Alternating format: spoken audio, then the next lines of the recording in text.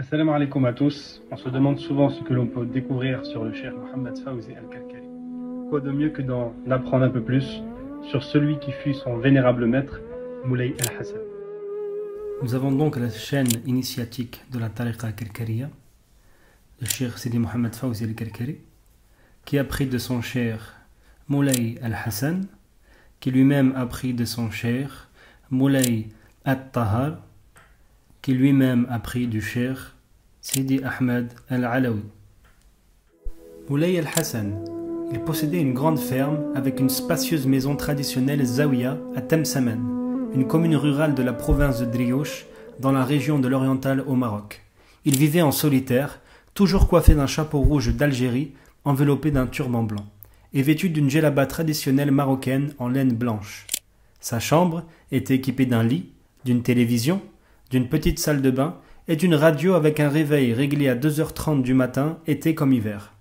Un petit bureau orné de nombreux chapelets occupait un coin de la pièce. Sur le sol, un tapis entourait une table ronde avec une wasita, c'est-à-dire un tableau islamique avec le nom d'Allah. C'était dans cet espace qu'il se consacrait assidûment au dhikr. À 2h30 du matin, il se levait pour accomplir ses prières nocturnes et poursuivait son dhikr jusqu'à l'aube, jusqu'à la prière de Shuruq. Ensuite, jusqu'à l'heure de la prière du Dhuhr, il recevait les malades du voisinage dans une pièce aménagée à cet effet.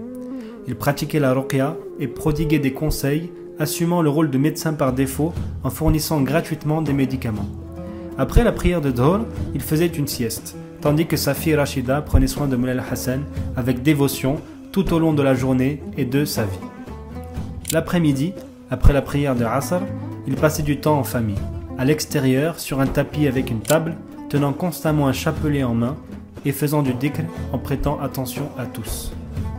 Au coucher du soleil, il se retirait dans une pièce pour prier et faire son wird, ses récitations spirituelles quotidiennes.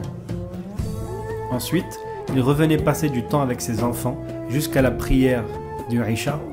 Avant de se retirer pour la nuit, il priait et se reposait. Se levant fidèlement à 2h30 du matin, ce rythme était son quotidien qu'il respectait scrupuleusement toute l'année.